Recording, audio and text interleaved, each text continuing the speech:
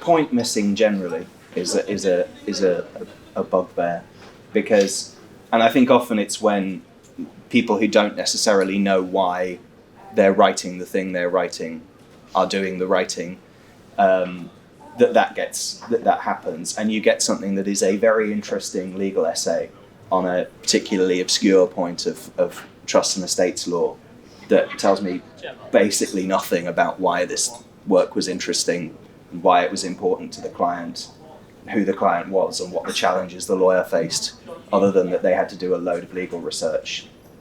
And, again, mildly interesting for a bit, but it's not helpful. It doesn't add to what we're talking about. The other thing I would say is general and unsupported bluster. We are the globalist, interconnectedist, most high-end blue chip firm, in the Macclesfield region. That's fine, but I want to actually see why that's true. And to be honest, if we think that we can write that, we don't really need you to tell us that, because everybody's going to tell us that.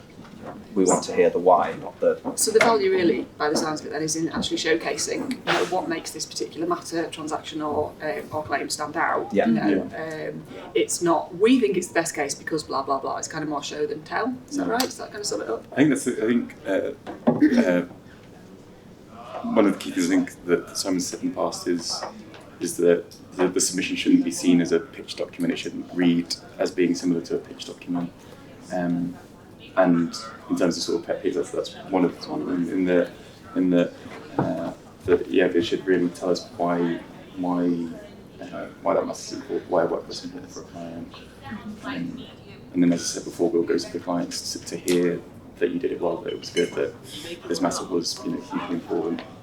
Yeah, and presumably, when you speak to the clients, they don't say that. That's when you sort of think, well, why is there this sort of mismatch? And that's when you start not necessarily marking down, but that's when you start to think, well, okay, they've said all these things, but the evidence simply isn't there. Is that right? Yes, absolutely. And likewise with the write-ups, the client doesn't care that there's an interesting legal issue to be resolved. The lawyer might, but the client doesn't, and we care what the client thinks and what's important to them. So kind of making sure that the focus is always on what you did, who you did it for, why it was interesting, why it was important to the client, rather than reams of narrative, reams of technical information, which maybe, for instance, in one of Stephen's banking and finance sections may be required. In one of my private client sections, really not, a full rundown of the trust structuring that the lawyers did for the clients.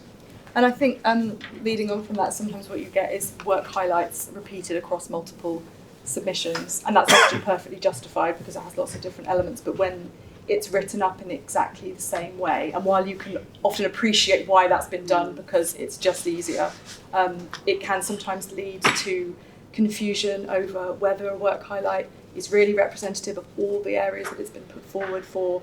If you've got a piece of litigation that's got a massive trust element and you're going to put it on a trust submission as well, even if it's just to add something at the start that says, this is why we've put this on our trust submission as well as on our, commercial litigation submission or something, it just gives us an easier in to the work highlights.